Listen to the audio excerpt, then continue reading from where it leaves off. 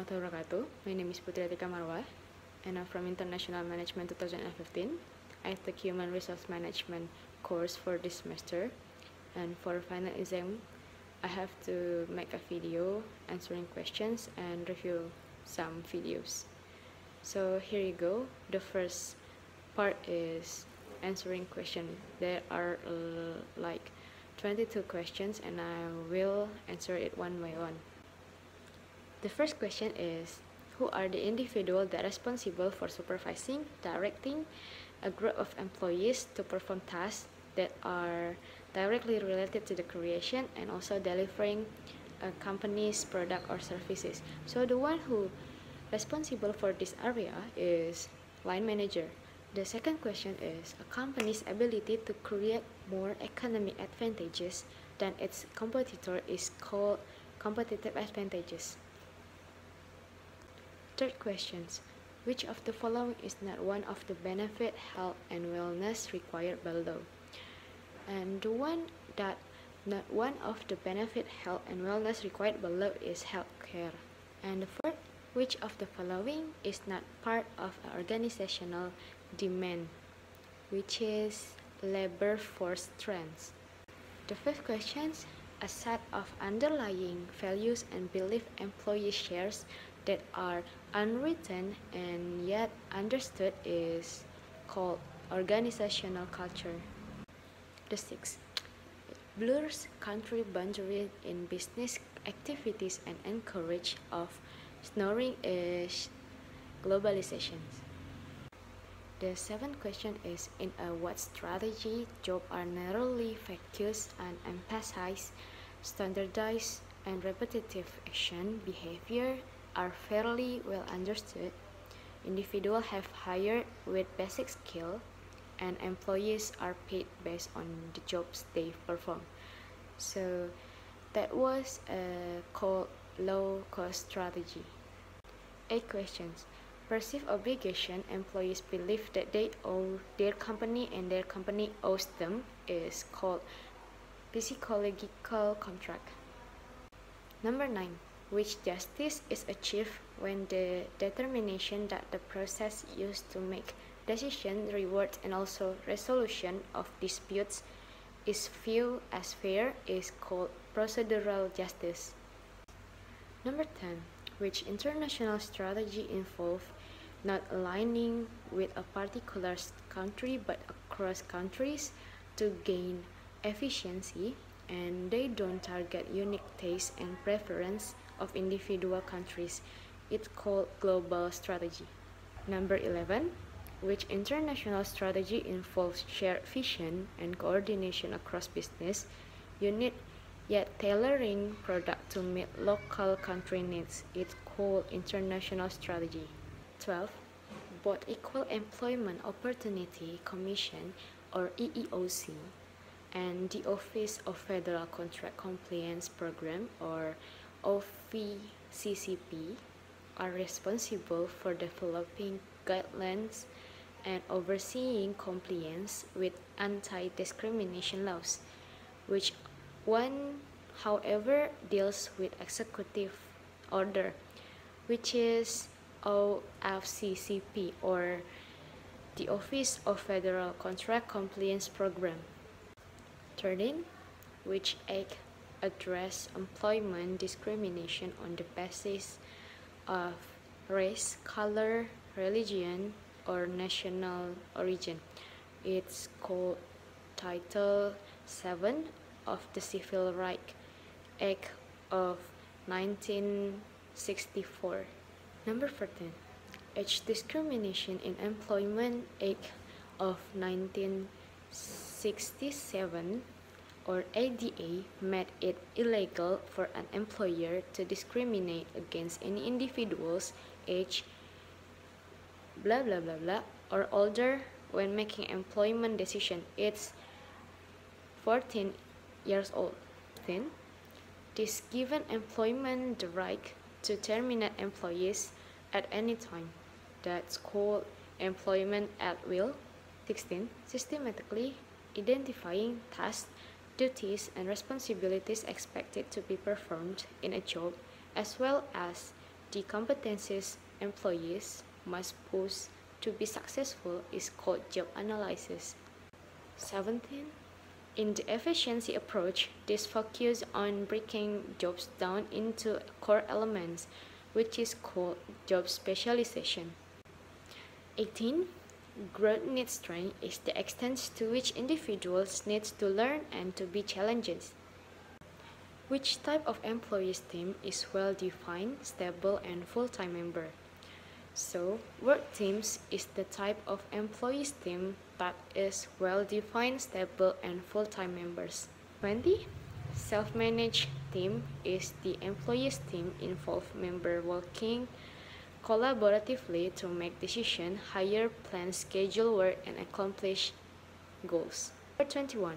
In job analysis techniques, this customized approach focuses on specific description of work activities that distinguish good from bad performance, and it's called critical incidents. The last but not least, number 22, in job analysis techniques, this customized approach focuses on collecting info to identify tasks needed to be performed on a job, and it's called task inventory.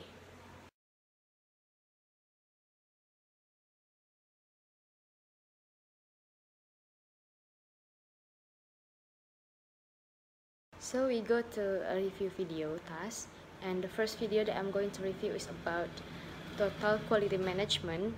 And total quality management here describes a management approach to a long-term success through customer satisfaction and customer loyalty.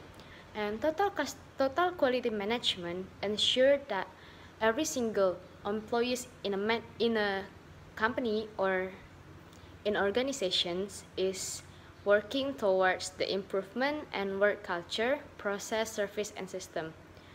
And the importance of total quality management is actually help an organization to design and create a product which is the customer is actually wants and desires. And quality management is also help the organization or company to reduce waste and inventory. So the second review video is about recruitment and selection. Recruitment here refers to finding and hiring the best qualified candidates for the job opening, and selection is the process of interviewing and evaluating candidates and select the individual according to the criteria and company's need. Both are the most important process in HR function, though it makes a great impact to the revenue growth and also profit margin. The third review video is about performance evaluation and appraisal. Performance evaluation here refers to the formal determination of an individual job-related actions within a particular position, and it's time to provide a feedback and recognize quality performance and set expectation for the future job performance. And the second is performance appraisal. Performance appraisal is the process which the manager evaluate employees' behavior and give them feedback to show where is the improvement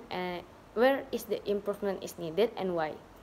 An effective appraisal may not only eliminate the behavior and the work quality problem, it can motivate an employees to contribute more in an organization.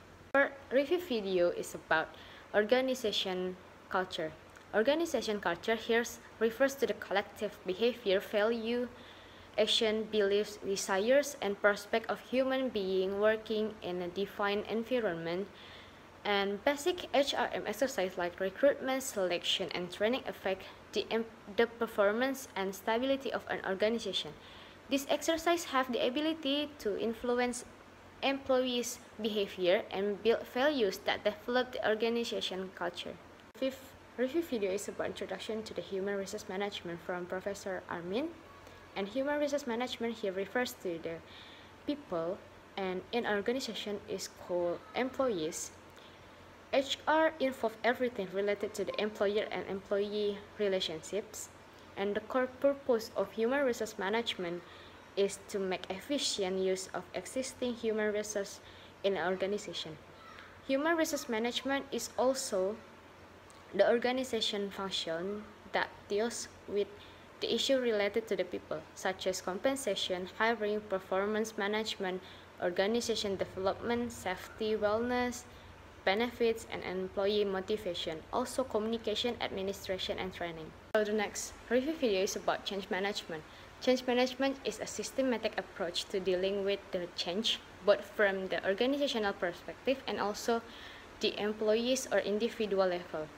Change management means defining and adopting corporate strategies, structure, procedure, and also technology to deal with the change of business environment.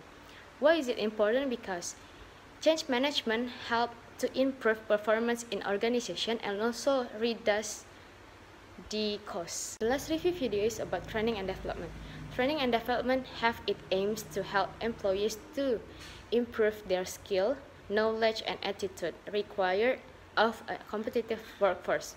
And the importance of training and development itself is addressing weakness, improving the employees, and also performance consistency and employee satisfaction.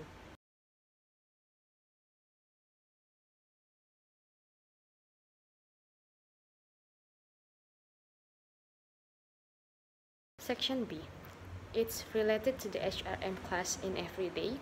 And the first question is, do you attend HRM lecture every Tuesday, and why do you always attend it?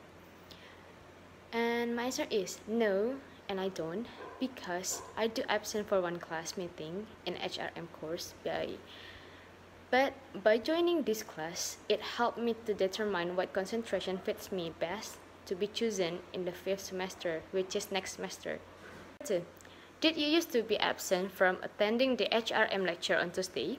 Why or why not?